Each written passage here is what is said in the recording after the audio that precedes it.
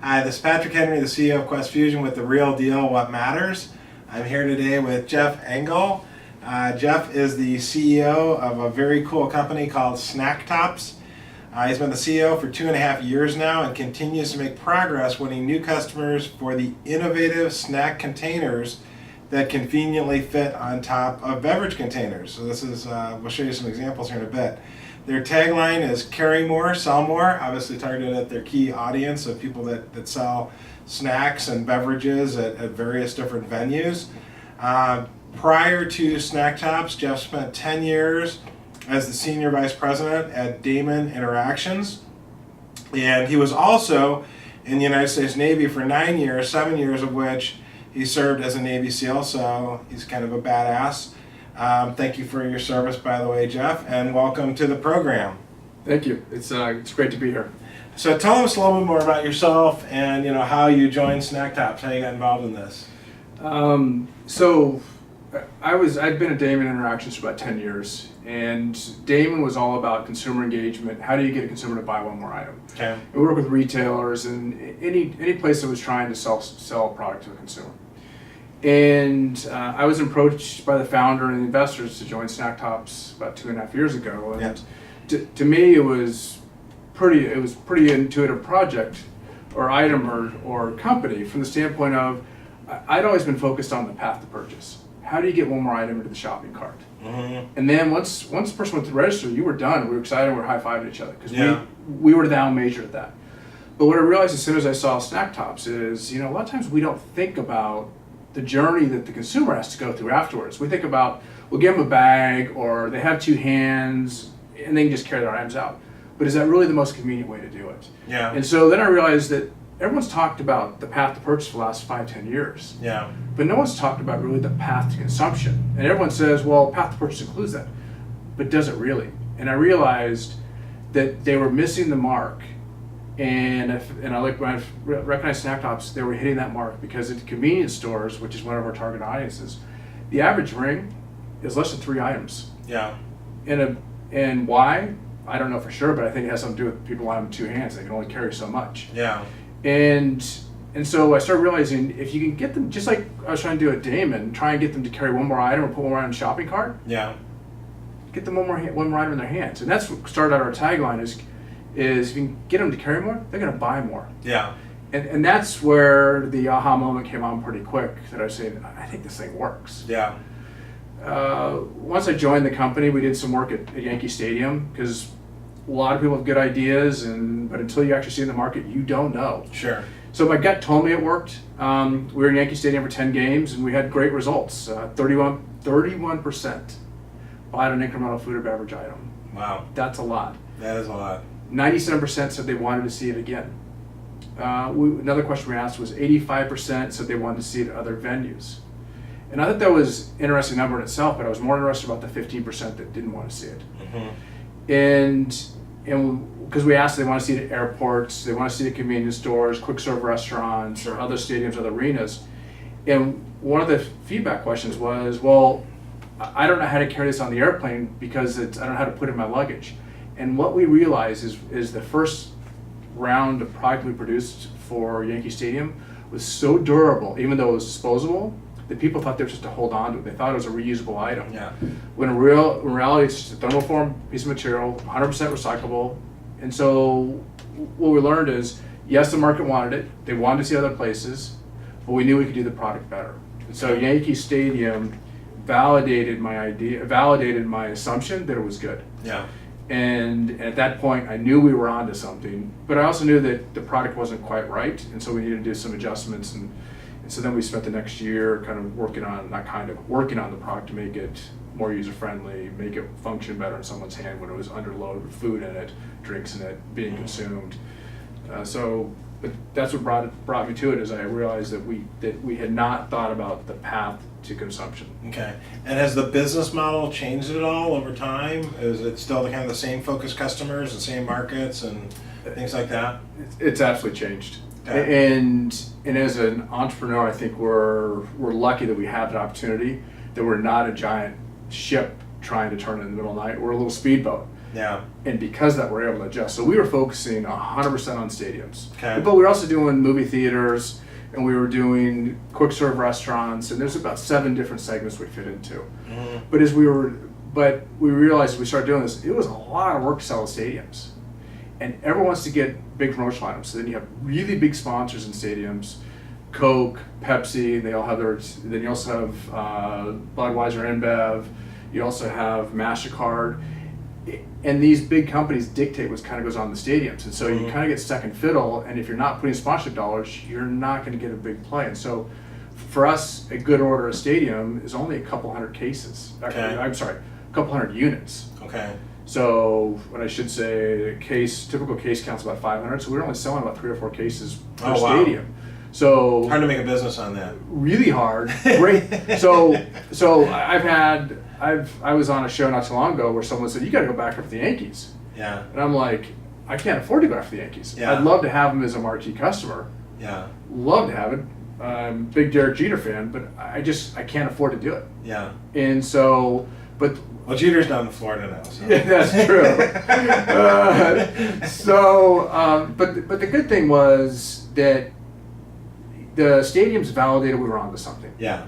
And at the same time, we weren't just, luckily we were fortunate enough that we didn't just focus on stadiums, we were going after other venues or other places where concession stands were set up, QSRs, and we started seeing where were people gonna bite and where was the most pain that was quantifiable that we could solve for. Okay, cool. So that kind of gets to, can you explain the audience of entrepreneurs, who your target customer is now and what's kind of the unique value proposition? Yes. So let me explain the product itself. So yeah, this is great to be able to actually see it. So this is the product, and so this is one SKU. This is one example of what you sell, and you have multiple of these, right? Thank you for saying it's one SKU. So this is, you can hold your food and drinks in the bottom, and then your food on top. But so we have our solutions that fit on top of fountain drinks. Okay. But we also have our solutions that fit on top of hot drinks. So this could be a muffin container, and then you can also put a sandwich on top. And so we have all these different sizes. And our portfolio is set up that we can go into a customer and we say, don't look at this package and say, oh, I can fit a croissant in there. No, tell me what kind of food and beverage you want to pair. Who's your target audience and and why are you targeting them? Yeah. And then let's come back and then let's put the solution together, because the way we've set up our patent portfolio is we have a crazy amount of patents. We have over 80 patents right now. Oh wow, that is a lot. Yes. A lot of time was, before it even came to the market, a lot of time was spent just building. And those are all issued patents, or those are over half. Over half have been issued. That's a lot. For a small company, that's a huge amount of patents. And the incredible thing is we've only had one rejected patent today. Wow. So the gentleman who did the original patents did a lot of work to really make sure. Yeah. He spent 4 years at his coffee table doing this thing. So wow. He did his homework and was smart about it. And so we can do it on top of hot drinks, cold drinks, and these will also fit on top of cans and bottles too. Okay. So so we can do a lot of things. Now, last where we were going with the original question, I got so excited about the product, which is a problem with entrepreneurs. They get so excited about the product and don't focus on what's the value to the customer. Yeah, so you switched away from stadiums. Like, who is your kind of primary target customers right now? And the unique value proposition is somewhat, first off, you have intellectual property, so that's great. So you have some defensibility, but obviously you can carry more stuff. Yeah. So our target audience is, if a stadium calls us up and asks us to do something, we'll do product with stuff we have on inventory. Yeah. And so we have that ability. We're also doing work with family entertainment centers, which is more commonly known. People know more as boomers, okay. Or amusement parks. Okay. We're also doing work with convenience stores, which is a big channel for us. There's about 154,000 convenience stores. These are like 7-Eleven, AM, PM, Yes. that type of genre. Yes. Okay. 154,000 in the United States. There's over 50,000 in Japan. And so each one of the markets, we do a little bit different solution. Yeah. And we identify what they're doing. And then the other market that we're going after heavily right now is quick serve restaurants, QSRs. It'll be like the McDonald's, Starbucks of the world. Okay.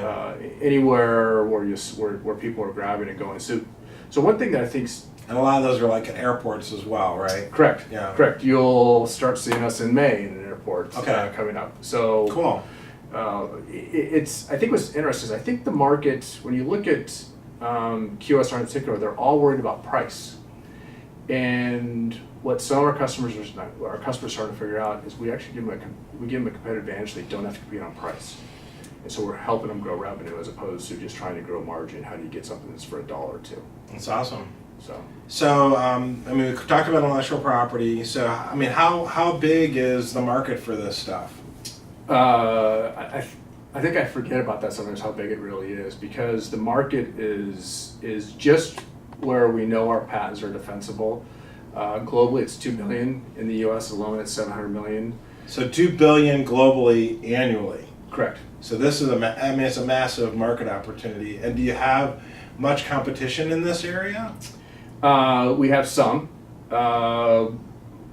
yes, but our real advantage is because of the way we designed it, we set a patent portfolio of so many patents and 30 plus different solutions that are all customizable. We have lots of different solutions where our competitors are coming in with 1 or 2 solutions, and that's it. So if you want, it's back to if you want to buy a Model T. You can have any color you want as long as it's black. Yeah. And that's where our competitors have done this. Yeah. They've come up with a good solution that solves a problem, but you have to buy that particular solution. And maybe where we go into and what we're doing with QSRs is I say, no, stop looking at what we have. Let's talk about your path to consumption, who are your consumers, what are they buying? Are you trying to increase beverage sales? Are you trying to increase food items? Mm-hmm. Okay, let's narrow it down. Great. What is working? What's growing? What's declining? Let's not put a declining food item on there, a declining beverage item. Let's go towards ramp up and then start pairing this and set the right total cost of what you want for the total solution and margin, and let's build the solution back in.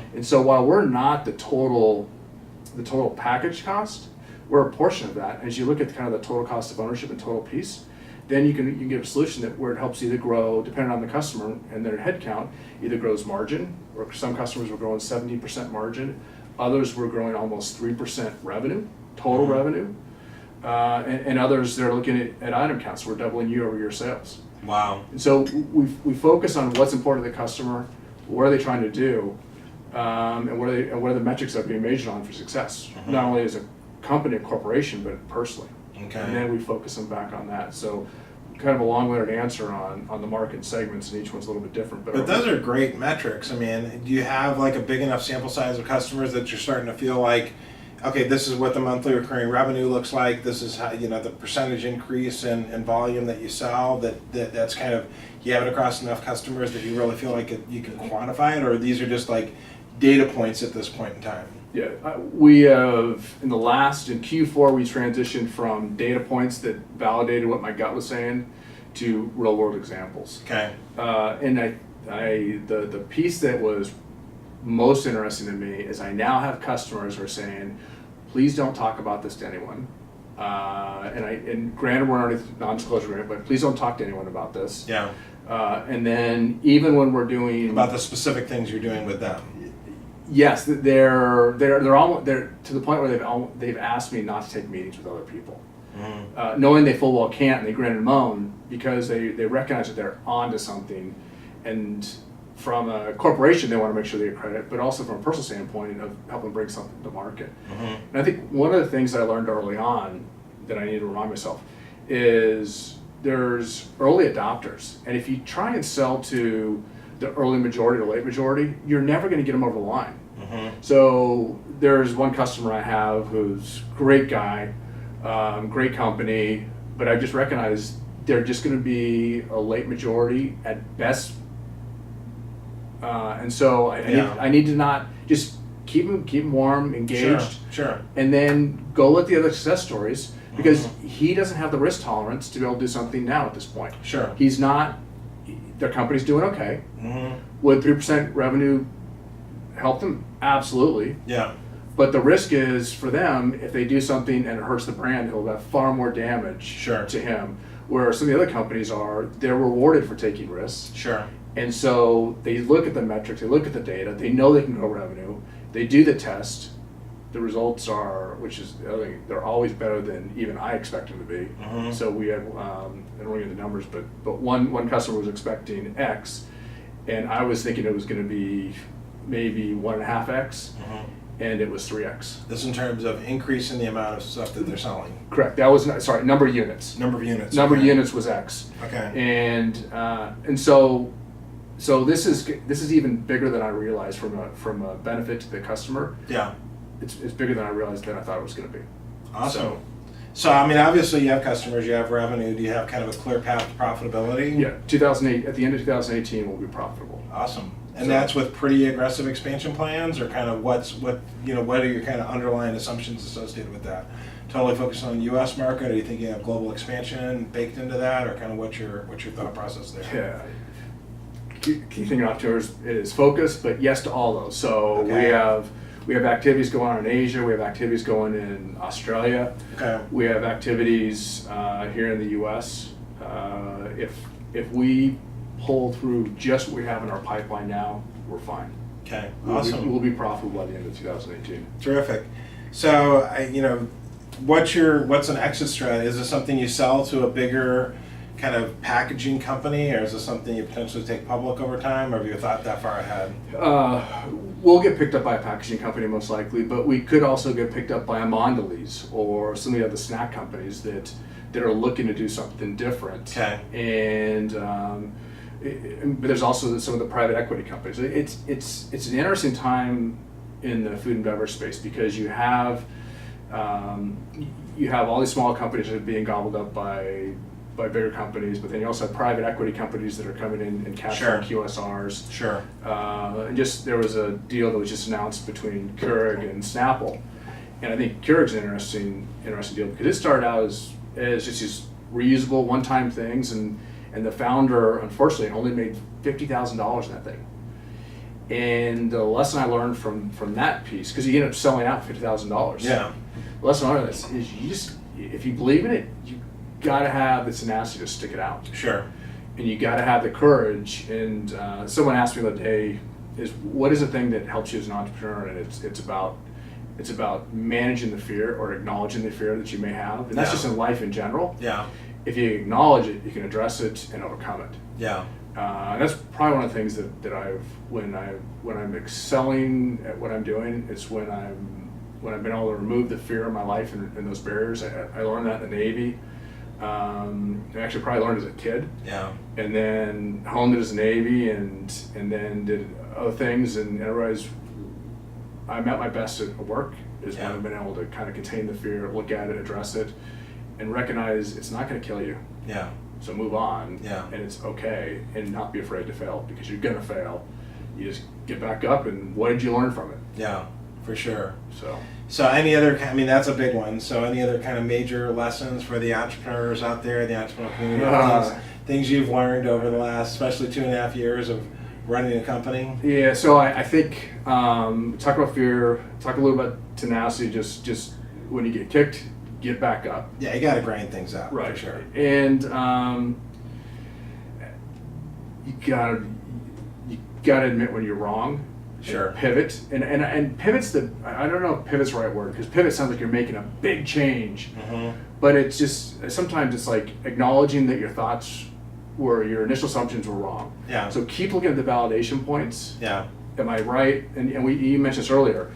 Are you looking at points that tell you you're on the right direction, or do you really have real points that get you there? And so you need to make sure you're not just getting data points just to validate your assumptions. Right. But are the confirmation bias versus actually being open-minded and learning new things. Right. And are you keep progressing? Yeah. And so one of the things that I knew that I had really good experience in consumer engagement in brick and mortar. Yeah.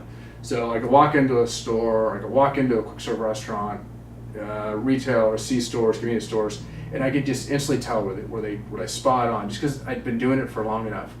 But I realized that my digital side was not as good as it could be. Yeah.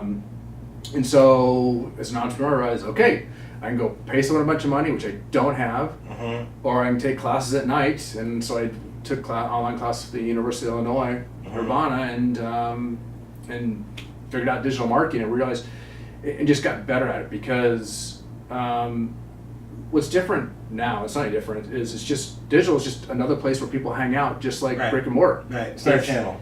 Yeah. It's not any different. Yeah.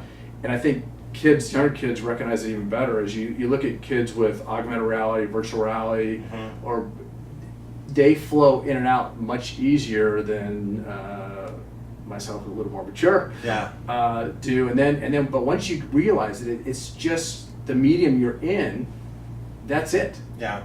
And so I fought for a long time Facebook, why get involved with it? But it's a channel to communicate. Yeah. And I'm not a big Facebook user. I'm more on LinkedIn. But because it's a business channel. It's a way to communicate, help share ideas. It's a way to also give back. Yeah. And I use LinkedIn as a vehicle to help support veterans, military. I'm part of a group called the Honor Foundation, or I support. But it helps other people understand kind of what's important to me, but also listen to what's important to others and what you can do for the goals. That's awesome. Well, this has been terrific. I'm here again with Jeff Engel, the CEO of Snacktops. How can people reach you, Jeff? Probably the best way is through the Snacktops website or directly via email, which is, I'll say it then spell it out, jengel@snacktops.com, JENGEL at Snacktops, SNACKTOPS.com. I had to think about that one. Really tough. Well, you got a lot going on right now, so I totally understand. But thank you so much. This has been fantastic. Thanks for your time. Being on the program.